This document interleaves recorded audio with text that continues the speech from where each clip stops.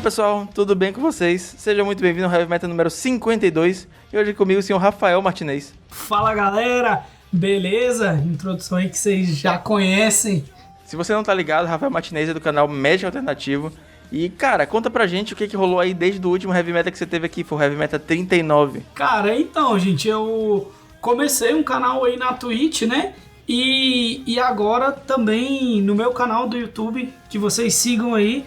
Eu tô sempre trazendo aí uma vez por semana um convidado, né? Pra falar um pouco sobre as listas, né? Que a gente tem aí da semana. Isso aí é novidade, cara. Como é que tá sendo essa experiência de trazer o convidado, lidar com esses dois áudios? Como é que tá sendo essa parada? Cara, é o seguinte, a parte legal é trazer a opinião de outra pessoa acerca de um deck, né? Que às vezes a gente pega e olha uma lista, né? Olha uma decklist e tem uma certa impressão de um deck, e quando a gente traz outra pessoa para avaliar o deck, para ver as posições e visões que a pessoa tem do deck, cara, isso dá um mind blowing total, velho. Então você consegue perceber que outra visão do deck é muito, muito importante, né? Mas ressalto aí, velho, o grande trabalho que o Portelada faz, velho, que é a parte de editar áudio de outrem também não é fácil, velho, nem um pouco, velho. E aí, parabéns, o excelente trabalho que o Heavy Meta faz, velho, porque as entrevistas do Heavy Meta, velho, são sensacionais, velho, o melhor podcast que eu ouço. Valeu, cara, valeu. Mas é complicadinho mesmo, exige um trabalho, exige uma atenção e às vezes...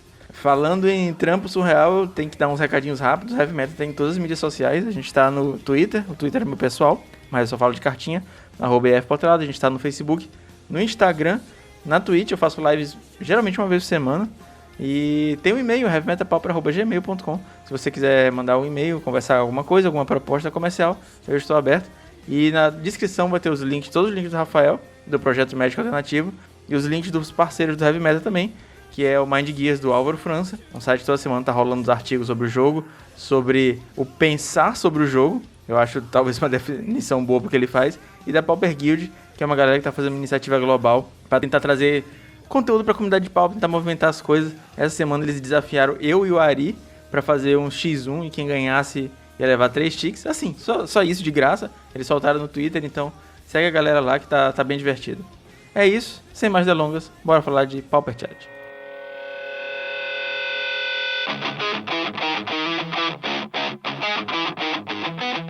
Cara, o Pauper Challenge, a gente teve banimentos, mas eu acho que não teve tanta mudança de deck assim, né?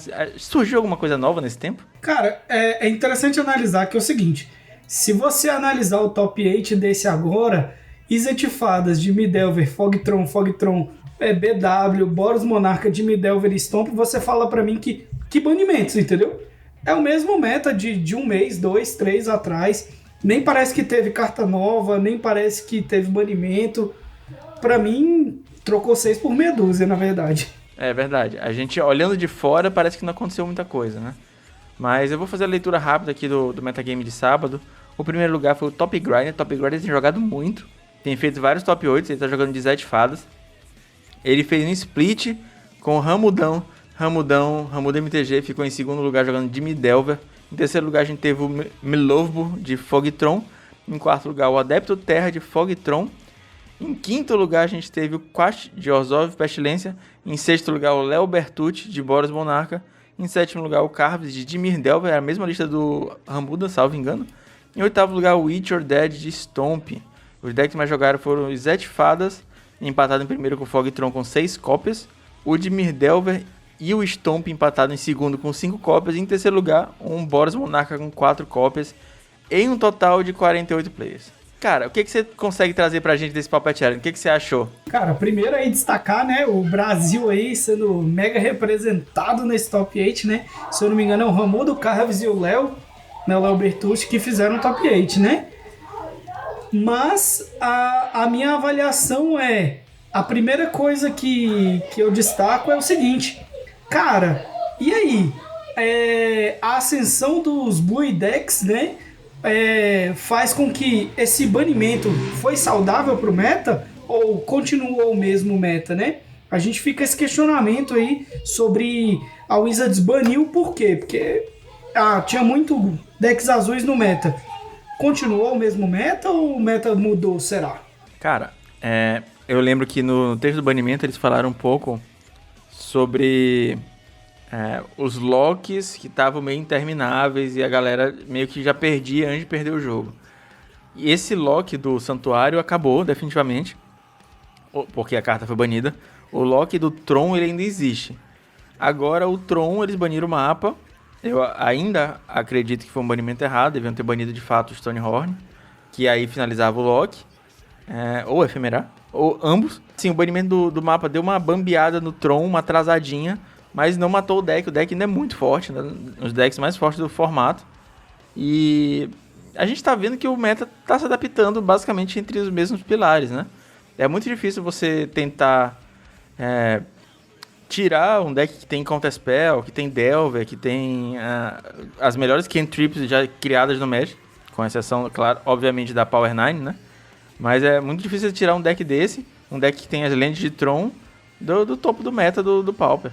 Cara, então, aí fica o meu questionamento, é o seguinte, fazendo uma análise aqui, a gente tem 11 Blue decks no top 32, e se você levar em conta os Trons, nós temos 17 decks com azul do top 32. E aí, às vezes, fica o questionamento, né? Será que isso é saudável pro meta? Será que não é? Né? Apesar de que, assim, cara, a gente tem metade do meta usa azul, né? Mas a outra metade do deck, do meta, consegue se virar muito bem contra azul também. Tem isso, né? A gente também não pode desmerecer, né? O azul é historicamente uma das cores mais fortes do Magic, né? E acho que em todos os formatos eternos isso fica bem presente. Tipo o Legacy também, que tem muito deck azul. O azul, na forma de counters e cantrips, ele te acha as peças que você precisa, ele te protege as peças que você quer colocar em jogo. O problema que eu tava vendo no meta... na verdade, eu não tava vendo um problema no meta antigo. Na minha opinião, ele tava equilibrado e eu entendo que os locks são chatos e podem, de fato, diminuir um pouco o nível de diversão do jogo.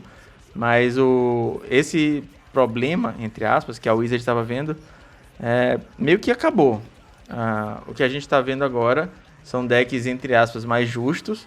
No caso do Zed Fadas, do Jimmy Delver. O Jimmy Delver está muito bom. Na minha opinião, ele é o deck, o X mais forte do momento. Tá certo que o Zed Fadas tem ganho alguns challenges, tá indo muito bem. Mas o B, com o acréscimo de cast down no formato, na minha opinião, ele tá muito forte, porque assim, a gente tinha o Scred, que era uma mágica que matava qualquer coisa. Certo? Você tem Scred, é uma mágica que mata qualquer coisa, se você tiver os terrenos certos. Agora você tem o cast down, que por uma mana a mais, você mata qualquer coisa, praticamente, sem a limitação de ter terrenos. Então, sei lá, é uma troca pra mim boa. Você aumenta a mana, tudo mais. O vermelho ainda tem um Pyroblast que o preto não tem, mas eu tenho gostado bastante do B. Pra mim, uma análise mais do domingo sobre o que você acabou de falar, né? Sobre qual dos dois é o melhor, né? Se é o Wizard Fadas ou será que o Wizard Fadas vai passar por uma mudança de configuração ou não? Mesmo porque, assim, o Top Grinder ele tá jogando de Wizard Fadas, né? Ele vem jogando com o deck e o Wizard Fadas ele é um deck sólido, né? Mesmo com a perca do lock aí, do Tragic Lesson, do não sei o quê. Ele ainda assim é um deck sólido, né? Então não tem como você perder esse deck, né? A questão que eu levanto aqui é o seguinte, cara, será que a Wizards queria uma coisa que ela não conseguiu? Porque assim, eu acho que a Wizards pensou no passado, né? Assim, tentando eu tirar uma visão da Wizards, né? Que é uma coisa bem difícil, mas será que ela não pensou no passado que era o seguinte, cara, os locks são um problema e os players estão pensando que se combate fogo com fogo, ou seja, o único jeito de parar um deck que usa um lock é usando outro deck que usa lock também, e a partir do momento em que eles tiram esse lock, será que eles não percebem que o meta do Pauper ele é assim? Né? Os jogadores jogam de azul ou por preferência, né? Ou porque o azul é uma cor legal do Pauper, apesar de que assim, o azul tem bastante presença, mas ele não necessariamente tem bastante win rate, isso também é um fator a se levar em conta, né? Eu não sei o que você tem acerca disso aí. Assim, vamos supor que eles vão banir mais a carta do azul. No texto do banimento do Daze, do Gitaxian Probe e do Gush, eles falaram lá que, cara, não tem como banir Cantrip sem banir as 3. Porque você banir Brainstorm, a galera sobe mais Ponder e sobe mais Preordain. Se você banir Preordain, a galera vai jogar de Ponder e vai jogar de Brainstorm. Então, o único jeito da galera parar de jogar de azul é tirar todas as fontes de card de advantage. Isso é impossível acontecer, você vai matar o formato se você fizer isso. A galera sempre fala que o Scred, os decks, o X, geralmente eles são 50-50 contra tudo. Então, você tem o fator sorte e o fator play skill. E ele joga relativamente bem contra quase tudo, porque ele tem as cantrips e os counters, né? Então, você consegue achar as peças que você precisa, você vai dando cantrip, vai procurando as respostas que geralmente estão no deck, vai achando um bounce para tirar a coisa que o cara já baixou, vai achando um scratch, um bolt, um cash down, que seja. O sideboard de todos os X são muito fortes, do R é absurdo, porque tem remoção de artefato perfeita com Gorilla, tem Shenanigans, tem Ancient Grid, tem Pyroblast contra Mirror. Então, cara, eu não vejo a popularidade dos X diminuindo. Eu acho que eles perderam um pouquinho. Eu acho que eles perderam muito com o Santuário, na verdade. Não é nem um pouquinho. Mas, sei lá, eu acho que o Tron ainda tá um deck muito forte. Complicou um pouquinho o mapa, mas não matou o deck, saca? Não foi o suficiente. Eu não penso em banimentos agora.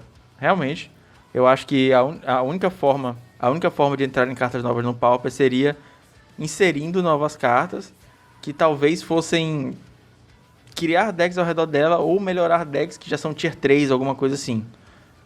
Eu acho que quando o gato chegar no mall, o gato lá do combo, da comida, ele pode talvez trazer o Torture Resistance pro tier 2, assim, consistente, aparecendo cada vez mais em campeonatos, mas ainda não é, salvo engano, o suficiente para ele virar um tier 1. Eu acho, na minha opinião, é mais ou menos isso. Você tem que trazer uma carta boa e não tentar enfraquecer os decks que já estão aí. Cara, inclusive, seguindo adiante, como dizem, nós tivemos 2 cartas novas aí, né? Você também já comentou nos Heavy Metal passado, mas nós temos a adição de 2 cartas novas poderosíssimas aí pro Pauper, que foi o Cash Down, claro, uma carta preta, e o Bone Picker, né? Praticamente uma mana 3/2 Fly Death Touch. E apesar da ascensão dos Mono Blacks nas ligas, nesse challenge aí do sábado, a gente acabou percebendo que não teve nenhum Mono Black no top 32.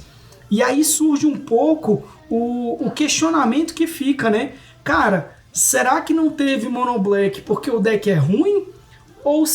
Tipo, todas as pessoas que jogaram ficaram fora do top 32, né? Dos 48 players, né? Os 16 players dos 16 players, quem jogou de Mono Black ficou fora do top 32?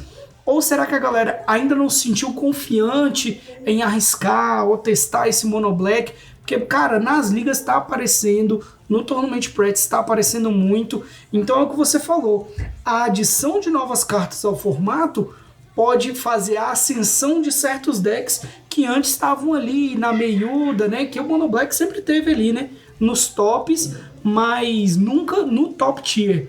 E agora, será que é o momento do Mono Black e ninguém percebeu? Ou será que o deck não vai vingar? Cara, eu não sei se ele é suficiente pra o deck se tornar, tipo, um dos 3, 4 melhores do formato. Porque Preordain é melhor que Shining Blood. Já me falaram isso muito tempo atrás e nunca esqueci. Tipo, o Preordain é uma mana azul, você dá um Scry 2 e compra uma carta. Shining Blood é 2 manas pretas, você compra 2 cartas, perde 2 pontos de vida. Não tem muito poder de escolha. É uma questão da Color Pie mesmo. Só que, quando a gente tem que falar de como é que um deck tá, a gente tem que se afastar e olhar pro todo, né? Porque isso é um erro que a galera que fica pedindo banco costuma cometer muito, que eles falam assim, olha só, teve 3 Trons no top 8, tem que banir o Tron. E aí, tipo, você vê no dia seguinte, né? Vamos supor que isso foi no sábado, no domingo teve um Tron no top 8, teve 4 X e ninguém fala nada. É tipo mania de hatear Tron. E aí a gente teve o Alexandre Weber fazendo semana passada top 8 de Mono Black. No domingo a gente teve um Mono Black no top 8 também. E aí a gente teve esse ponto um pouco fora da curva. Acho que foi meio uma aberração que não teve Mono Black no top 32. Eu acho que o Mono Black tá bem mais forte, as listas ainda estão... Cara, como todo, né? Todas as listas, elas estão assim, tá, a poeira... Chegou o Bamba, levantou a poeira ainda tá baixando.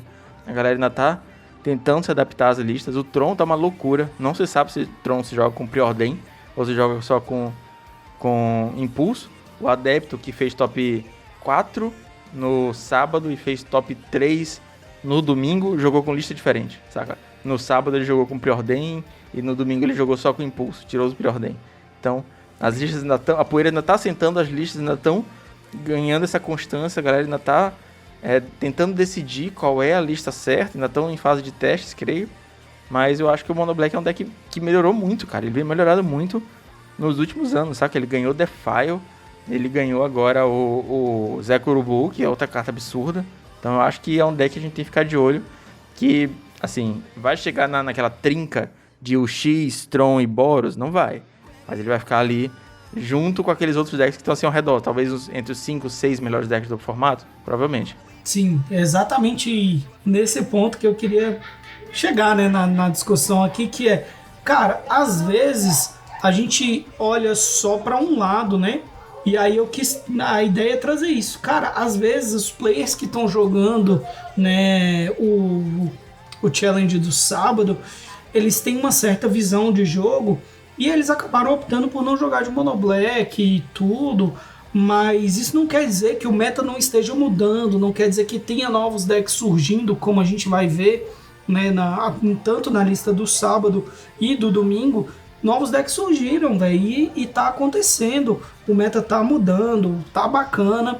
Eu acho que também não precisava de ban anteriormente, assim como eu não vejo precisar de ban agora. Mas aí saber o que passa na cabeça da dona Wizards aí é pensar demais. Agora que a gente comentou um pouquinho do meta, a gente pode dar continuidade também à parte de listas, falando aqui da lista do sábado. A lista do Top Grinder, que splitou com o Ramudo na final, ela não tem muita coisa nova. É uma lista assim bem padrão. Talvez um Shenanigans de side para poder lidar com Bond's Ornament. Mas a lista do Ramuda, que é basicamente a mesma lista do Carves, que ambos fizeram top 8, talvez tenham desenvolvido até juntos. Eu gostei bastante dela, cara. Ela tá mais para um B Monarca do que para um B Delver. Tá jogando com 2 Monarcas de main, um de side. Tem algumas techzinhas curiosas. Você deu uma olhada nessa lista? Sim, eu dei uma olhada. A questão é a seguinte. O B, como ele perdeu a recursão do santuário, né? Ele teve que se adaptar ao novo meta, né? Então a ideia agora é usar certo os one-off, né? Que acabam se tornando bons em umas situações ou outras ali, né? E o deck teve que dar uma repaginada. Como a gente já havia visto nos outros challenges, inclusive quando o santuário estava sendo válido, os players começaram a perceber, na minha opinião, que o Thorn ele é uma carta muito boa no B também. Que antes pensava, não, o Thorn é uma carta só boa no Mono Black e tal, mas o Thorn já vinha sendo presente no B, né? E agora, com o banimento do santuário, né, sem o loop do santuário, o Thorn, pra mim, ele se torna uma nova staple do B aí. E o preço só sobe, cara. Essas listas que estão jogando com 3 me assustam porque eu tenho 2. E eu não consigo comprar o terceiro porque tá muito caro, pô, tá quase 10 chiques. Exatamente, e claro que o preço do Magic acompanha o meta, né? Isso também é uma parada interessante, né? E aí já não vai ter Thorn pra todo mundo, ou a menos que eles aumentem, né, o drop dos Thorns nos baús aí, né? Sim. Fica realmente difícil. Sobre a lista do Adepto que ficou em 4º lugar, tem um time italiano chamado Golden Pigs, e nele tem alguns dos melhores tronzeiros do mundo, entre eles Adepto Terra, o Ryzen, o Modern Monkey e o Sam Pop. E eles estão desenvolvendo essa lista, que está jogando com Rolling Thunder e tudo mais, e comentaram no Twitter que, na visão deles, essa lista que eles estão jogando é a lista próxima do perfeito de Strong. Eles estão adaptando e essa, em teoria, vai ser a lista definitiva. Eu não sei ainda o que pensar, eu estou em dúvida ainda sobre se preordenar, eu estou em dúvida sobre os impulsos, está rolando bastante discussão sobre isso. Conversei sobre o Weather the Storm, conversei sobre Rolling Thunder.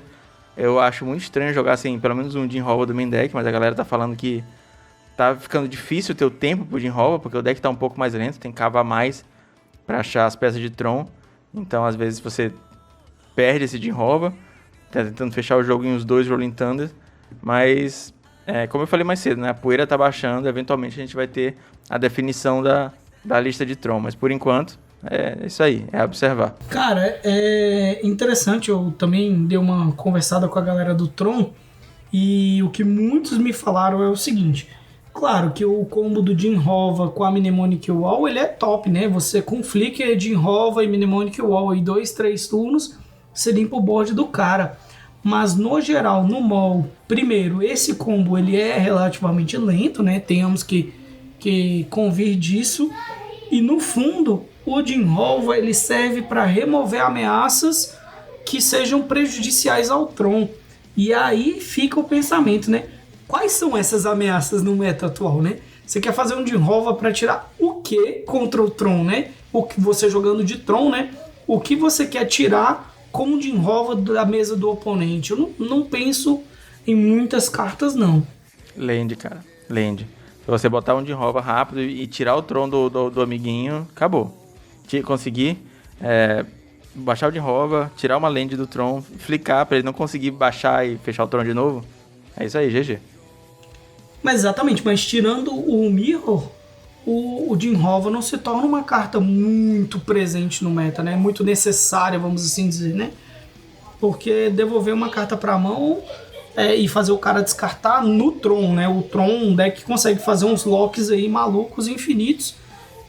Fazer o Jinrova para remover uma ameaça pontual do cara pode não ser uma boa nesse novo meta, né? Talvez anteriormente, por causa do Tragic Lesson, talvez se fazia necessário. Ou não, né? Ou a galera percebeu que, como você falou, como o deck fica mais lento, tem que finalizar mais rápido. A finalização mais rápida que tem é Rolling Thunder, né? Não tem como matar mais rápido do que um turno, né? Tem uma lista que eu vi até que você anotou aqui, a gente comentou essa lista no grupo do Tron também. A lista do Sun Pop, que ficou em 9º lugar de Tron, aproveitando... A gente geralmente não comenta fora do top 8, mas aproveitando o detalhe, ele tá jogando com uma lista muito diferente. 0 Stonehorns, mas tá jogando com um Suffocating Fumes, tá jogando com 2 Abrade, tá jogando com 3 Cashdown, tá jogando com Counterspell. Então é uma lista bem diferente, bem controle zona, e tá fechando só de Muldrifter. Basicamente é isso, ele tira os bichos da frente com Cashdown, tem recorrência de Cashdown com Flicker na barreira, etc. E vai batendo de Muldrifter, cara. Eu fiquei apaixonado por essa lista. Cara, essa lista ela pode surgir a nova cara do Tron, né? Que como você não vai conseguir mais, em teoria, né, fechar o Tron rápido dentro dos jogos, cara, você precisa controlar o early game, né? E Cashdown é uma carta sensacional. Inclusive, comentando de outras listas, houve um aparecimento maior de paz momentânea no Tron, né? Antes o Tron usava ali 2 paz momentâneas, meio perdida. A gente chegou a ver Tron aí usando 4 paz momentâneas de main. Porque como você não vai conseguir mais fechar o Tron com facilidade, você precisa conter o jogo do oponente no early game. Então mágicas de 1, 2 manas se tornam muito mais fundamentais no deck, né? E dando continuidade, a gente teve também um Resolve Pestilência. É engraçado que eu anotei essa carta, você também, que é o Hobble. Hobble é uma aura, custa 2 qualquer um branco, encantar a criatura. Quando ela entra em jogo, compra uma carta. A criatura encantada não pode atacar, e se ela for preta, ela não pode bloquear. Basicamente um pacifismo que te compra uma carta por custo 1 a mais. Eu tô meio sem entender essa carta, cara. Cara, eu tinha anotado essa carta, realmente ela é uma carta fantástica, porque ela é um card advantage, né? Basicamente 3 manas destrói criatura alvo, compra uma carta, né? No Pauper, né? No geral, ao menos que você dê tipo no Termo Alquimista, o que não vai acontecer, né? Mas, cara, o que o BW Pestilência tem medo? De um bicho que te bata, né?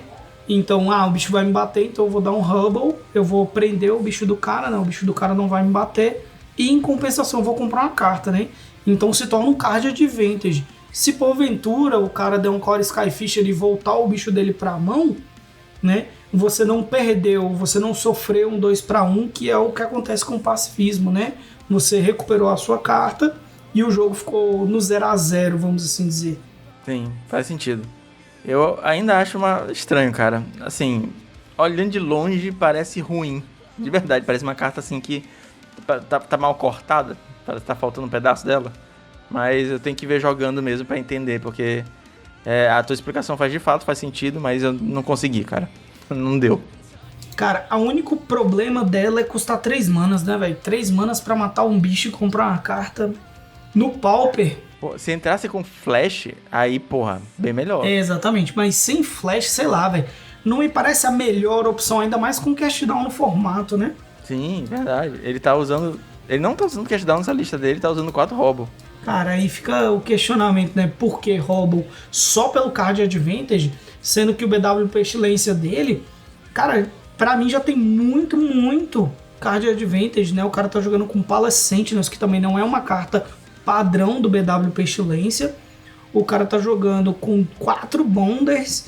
Então, mano, o deck dele tem muito draw e muito recurso pra poder usar uma carta alheia que te dá um card advantage, né? Não que eu ache a carta ruim, tá? Eu acho a carta Hubble muito boa. Mas eu não sei se 4 é o número ideal dela no deck. É isso aí. Vamos deixar pros comentários da galera falar aí por que tá usando essa carta, em que match que ela é boa. Não, cara, com certeza. Assim, dar um Hubble no Gurmag é lindo, entendeu? Mas dá um Journey também. Dá um Cast Down também. Mas, tirando isso, o meta resolve o Hubble, né? Cara, e Léo Bertucci também fez top 8 jogando com o Boros. A versão dele do Boros atualmente é a que mais me agrada. Eu acho uma versão muito elegante, tem bastante splash. É basicamente o Mardu Monarca, jogando com Akiba de main deck, tá jogando com Reaping the Graves. E 2 Suffocating Filmes de side. Fora isso é o Boros, o vermelho que a gente já conhece, com Trab e tudo mais. Lightning Bolt, um upgrade de carta nova. Eu ainda acho que o Boros / Mardu Monarca vai acabar vendo um cast downzinho rolando por ali. Ele tá jogando com Unmake, né, no caso. Que resolve o Guardian do amiguinho e tudo mais, que vai tirar o Monarca dele. Interessante. Mas, porra, Cast Down é uma carta tão boa, eu acho que cabe umazinha ali rodando. Sim, velho, o Cast Down pra mim ela é perfeita nesse tipo de deck aí, que consegue aproveitar uma ou duas dela, eu acho que seria sensacional. Aí é interessante que o Léo Bertucci, assim como vários outros, eu tô começando a ver um movimento na galera que joga de Boros Monarca, galera que comenta, a troca talvez do Reaping Graves pelo Omen of the Dead, né, o Homem Preto aí, que com Skyfisher acaba combando, né? Mas eu também não sei se essa troca é necessária ou é válida. É chato de tirar, porque na hora que o Homem of the Dead entra em jogo, você devolve uma carta do cemitério pra mão. E aí você devolve, por exemplo, sei lá, qualquer bicho que você tenha. Aí você baixa o Skyfisher, devolve o Homem of the Dead, baixa o Homem of the Dead de novo, que é um encantamentozinho, custa 1, entra com flash, e aí devolve outra criatura pra mão. E, cara, dá pra fazer isso infinito. Se o cara matar o Skyfisher e você devolver o Skyfisher com o Homem of the Dead, combou, né? Aí tem que remover o cemitério em algum momento muito oportuno, porque o homem entra com flash. Então tem que ser em resposta ao trigger e tudo mais. Complicado, cara, complicado mesmo. Sim, e não só o Boros Monarca, né? Apesar da gente levar em conta os decks que estão mais em foco aí, ó. A gente também tem um Monogreen aí no top 8 de novo, né? O Monogreen sempre presente. O Boros também, outro deck que não tá entre a tríade da mira do ban, vamos assim dizer, né? Também presente no top 8. Então, será que a gente pode dizer tá saudável o meta? Pra mim tá. Eu acho também, cara. Eu acho que os decks fortes vão ser decks fortes. As pessoas têm que aceitar isso. Infelizmente, essa é a vida, saca? O formato é um formato competitivo, construído com meta estabilizado.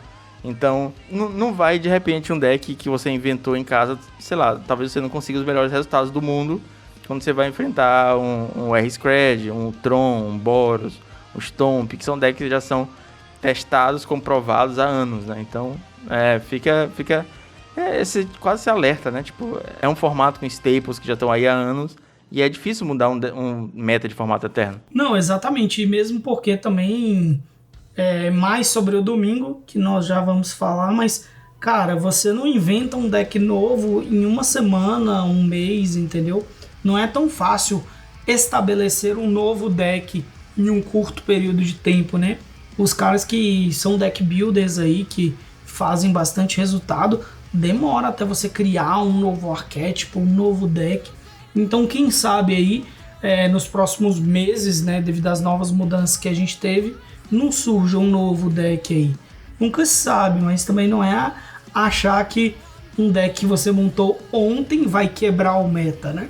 E falando de quebrar o meta, vamos então falar do meta do domingo, que também tem bastante coisa para comentar.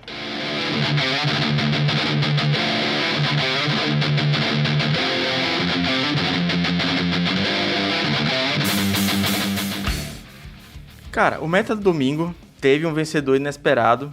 Eu vou ler aqui a lista do top 8 para vocês. O primeiro lugar foi o Saijin Heiken, de Azores Famílias. Segundo lugar, o Oscar Franco, de Dimir Fadas. Terceiro lugar, o Adepto Terra, de Fogtron. Esse eu já tinha dito antes. Secret Devil, de Stomp, cara. O Secret Devil tem feito basicamente um top 8 por semana. O cara tá absurdo de Stomp. Parallax, de Fogtron. O Deluxe Coffee, o Pauper Genda, de Azorius Metalcraft. Lista maluca. Em sétimo lugar, a gente teve um Boros Bully. Tempo que a gente não via esse deck, a gente tava vendo mais Boros Monarca. Em oitavo lugar, o Nathan Stower, de Mono Black Control, jogando de Bonnie Picker.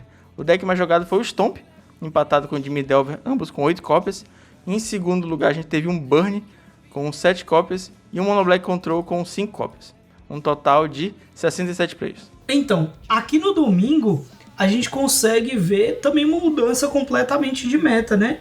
O deck mais jogado se torna o Stomp, não tem tanta presença de Blue decks como houve no domingo, no sábado.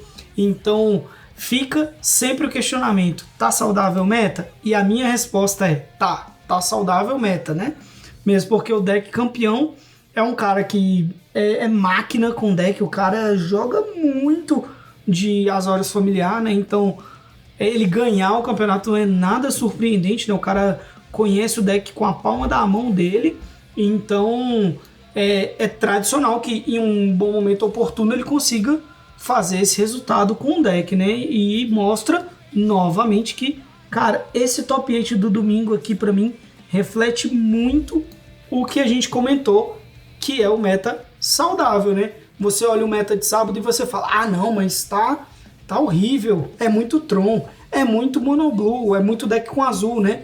E aí não, pô, não é, porque no domingo o meta tá completamente diferente. A gente tem o quê? Tirando o Fogtron, um deck de cada tipo.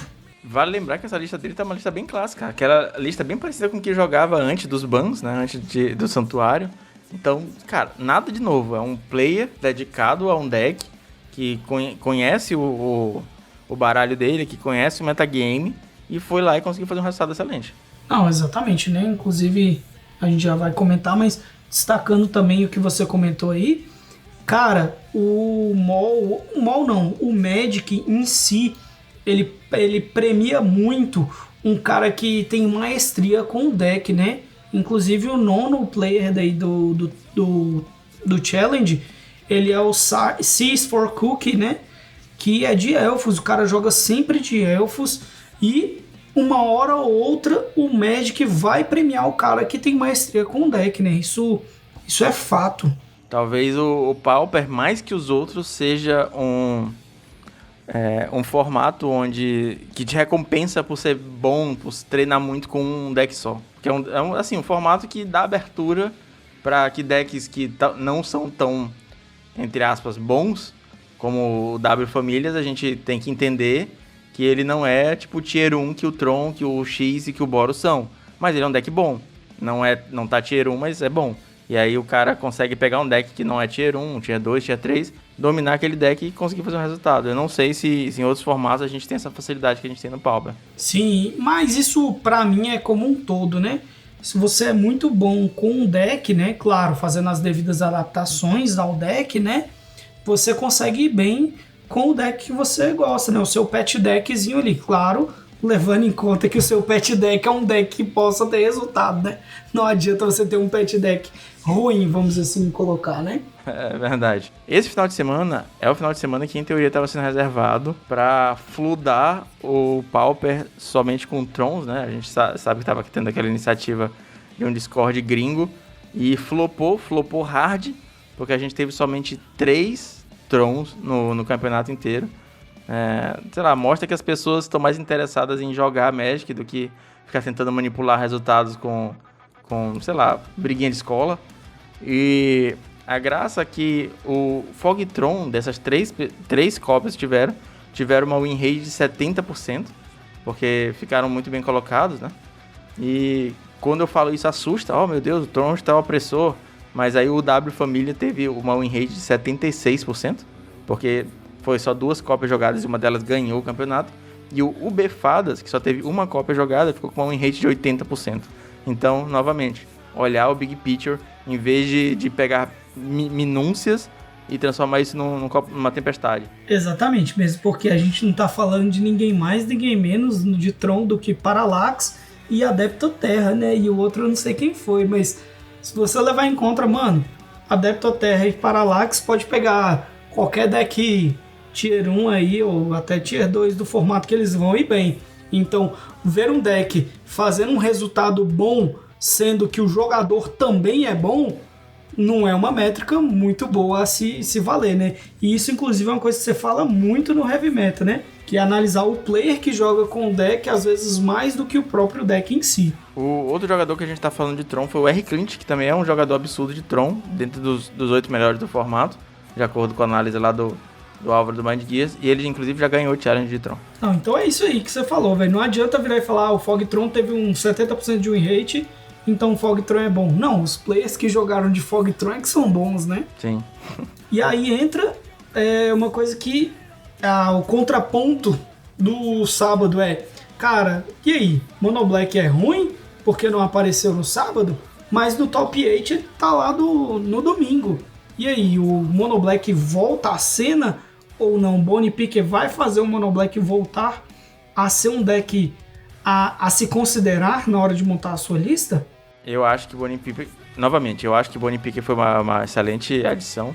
É aquela carta que, de repente, por uma mana, o cara bota um 3-2 Death Touch voar, que bagunça o rolê todo, saca? Você pensa assim, porra, eu tô super protegido, eu tenho aqui a minha Cobra 5-6, eu tenho um Frogmite pra livrar, pra comer o Editor, ele não tem como remover esse bicho. Aí ele pá e bota um Bonnie Picker e eu também não posso bater, saca? Tipo, aí eu dou tempo pro deck que é cheio de remoção, achar o cast down, achar mais terrenos pro defile dele, saca? Eu acho que é uma adição excelente e só vai melhorar o deck daqui pra frente. Não, exatamente, porque na verdade o Bonnie Picker, Cast Down e Snowfault, né? Snowfault é uma carta velha, mas que está sendo amplamente usada no Mono Black. Você tem aí essas 3 cartas que eu comentei, né? Cast Down, Snowfault e Bonnie Picker, resolvendo o problema do Mono Black. Que o problema do Mono Black eram ter cartas boas, mas o custo de mana convertido dessas cartas boas era um alto. E aí você só conseguia fazer uma mágica por turno. Usando Bonnie Picker, Cast Down, né, Snowfault, que não é o caso do cara, ele não está usando Snowfault, mas ele está usando Desfigurar no lugar do Snowfault, vamos assim dizer, né? Ele está aumentando as free spells, fazendo com que você tenha uma redução do custo de mana convertido do deck, fazendo mais mágicas early game, o que melhora muito as matches do Mono Black, né? Sim, total. Acho que a gente já pode começar a falar de listas. Essa lista, começar logo por essa lista do Mono Black, tá tipo em 8º, mas já tá falando dela. Ela, no lugar das bruxinhas, né, das Combade Witches, ele meteu os Bonnie Pickers. E é uma decisão interessante, porque a Combade serve tanto pra matar elfos, é incrível contra elfos, mas o principal alvo dela ultimamente no meta é fada. Então, tipo, o Bonnie Picker resolve isso também.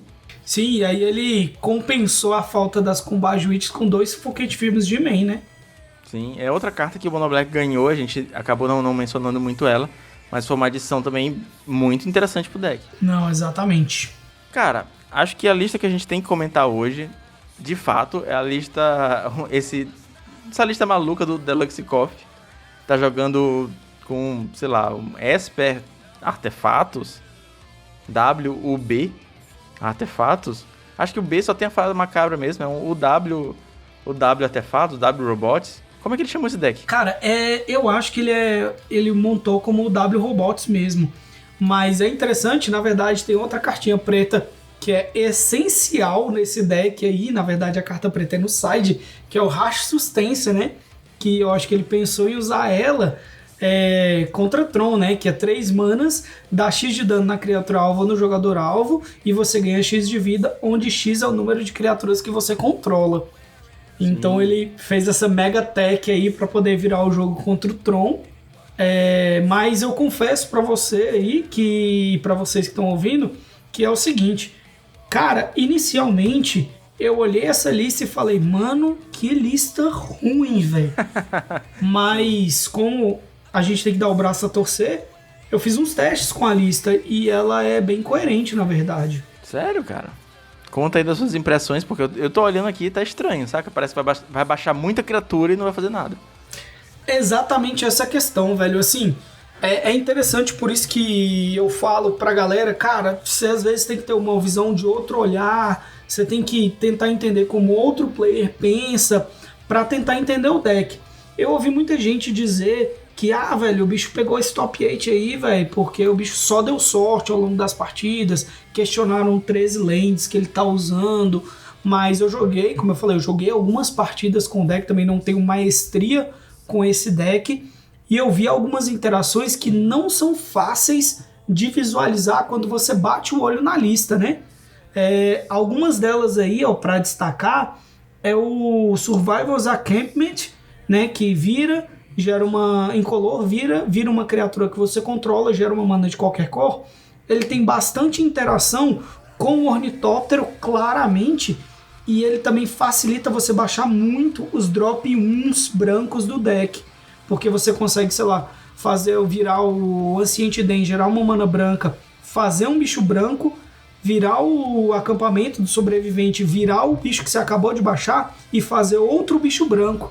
Então, como ele tem muitas cartas coloridas, você consegue mitigar esse defeito do deck usando esse acampamento misturado com o Springleaf, né? O acampamento ele é o Springleaf terreno, né? Basicamente é isso, que gera uma mana incolor. Exatamente. E aí também eu percebi uma interação, talvez não trivial, do Glintehawk com o Springleaf, né? Glintehawk a gente pensa em devolver um artefato, fazer o artefato de novo para dar um draw. Mas o Glintehawk com o Springleaf, entre aspas, ele conserta a curva de mana, né? Eu não sei se o Delphcox, sei lá como é que fala aí, se ele pensou nessas interações todas quando ele estava montando esse deck, mas, cara, é um deck que quando você bate o olho, você pensa que não, mas quando você olha o deck jogando, você percebe várias micro interações que não são triviais. E olha que é um deck baratíssimo pra montar do MOL. A única coisa que é caro mesmo são os Prismatic Strands que estão de side. E Assento do Sínodo que não tá muito baratinho. Mas se substituir os Hydroblast por Blue Elemental Blast, os Prismatic Strands, sei lá, com alguma outra coisa assim, ou assumir que não vai ter mesmo e pronto, é um deck que, sei lá, deve custar 2 ticks, 3 ticks, é muito barato mesmo. Não, exatamente, é um deck muito, muito barato e forte, né? Apesar de que, assim, como você falou, teve uma mudança aí, velho, que o Affinity deu um spike aí maluco e os terrenos artefatos estão bem caros, mas tirando isso, ele é um deck bem simples e bem barato. Sim, total. Eu, inclusive, acho que o Affinity, ele perdeu muito com o lançamento do Cashdown e do Upgrade, sabia? Eu acho que tem muita gente jogando com deck. Alexandre Weber, inclusive, fez top 16, salvo engano, jogando de Jeskai Affinity, que é uma versão que ele meio que afinou e tá indo muito bem na mão dele. Não sei se foi no sábado ou no domingo, mas ele fez resultado com esse deck no Challenge. Acho que foi no sábado mesmo. E fez 5-0 em liga na live e tudo mais. É um deck muito forte. Tem o Affinity Monsters também, que é uma versão boa. Tem um Affinity Classic. E agora, aparentemente, a gente tem esse Affinity do Deluxe Coffee aí, Affinity Robots, eu acho. Sim, é um Affinity diferente. Eu achei bacana a ideia da inovação. E, novamente, entra um pouco do que a gente já comentou nesse episódio, que é o seguinte... afinar o deck, né? Ele não criou esse deck de hoje, tá? Pra quem não conhece, né? O Pauper Ganda aí do YouTube, ele já vem criando esse deck há muito tempo, jogando só com esse deck, afinando a lista pra fazer um top 8 no Challenge, né? Não é ontem que surgiu da cabeça dele o deck e ele montou. Então, novamente, frisar aí pra galera, né? Cara, gosta de um deck? Joga, afina a lista, melhora ela, entende o meta. Não é achar que eu vou montar uma lista da minha cabeça aqui e já vou pegar um top direto. Só pra confirmar aqui, o Alexandre Weber ele fez 13º lugar no sábado, não foi no domingo, tá? Então, se quiserem procurar a lista, tem que ir lá, 13º lugar do sábado. E eu acho que tá bom. Eu acho que a gente já cobriu bem os papéis da semana, já conversou bastante do meta. Já estamos dando o tempinho aqui do podcast. E final de Heavy Metal, senhor Rafael Martinez, temos uma indicação de metal. Bora lá?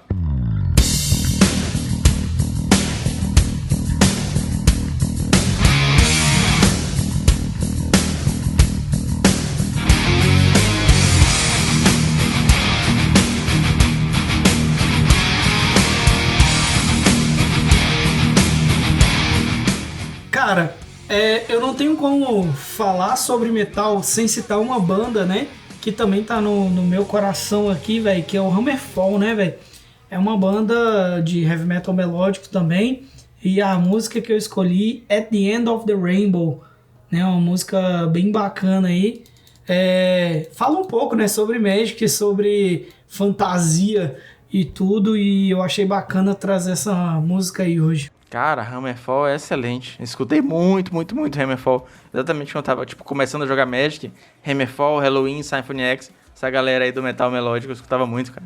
Não, exatamente, velho. Metal melódico é vida, velho. É as melhores músicas, mais inspiradoras, inclusive, pra mim, pra jogar Magic, velho. Quando eu vou jogar Magic, quando eu ouço um metal melódico, que ele já tem essa pegada meio medieval, né? Tem essa pegada fantasiosa, sei lá, dá um up, eu acho bacana. E aconselho, velho, quem quer jogar Magic aí, velho, jogar ouvindo heavy metal melódico é show de bola.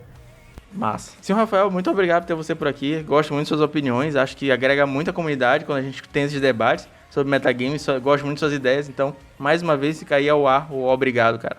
Cara, mais uma vez, obrigado, velho. Sempre agradeço você, velho, a poder fazer parte do Heavy Metal, velho. Um podcast pra mim que tem uma qualidade sensacional, assim, né? Você, um cara, um host completamente sensacional também, né? E, velho, precisando, estamos aí para tentar levar um pouquinho de groselha, talvez aí. Eu sempre acho que às vezes minhas relevações são um pouco groselhadas, né? E não deixar de ressaltar aqui, velho, tem lá o meu canal no YouTube, né, galera? Tem também agora na Twitch, eu tô vendo ainda dias e horários para poder fazer streams regulares, mas é isso aí, velho. E sempre que precisar, a Portelada, estamos aí. Galera, muito obrigado a você que acompanha o Heavy Metal. Não se esqueça de recomendar para os amigos, deixar um like se você estiver ouvindo isso no YouTube. E é isso. Valeu, falou. Até mais tarde. Tem outro podcast essa semana. Até mais.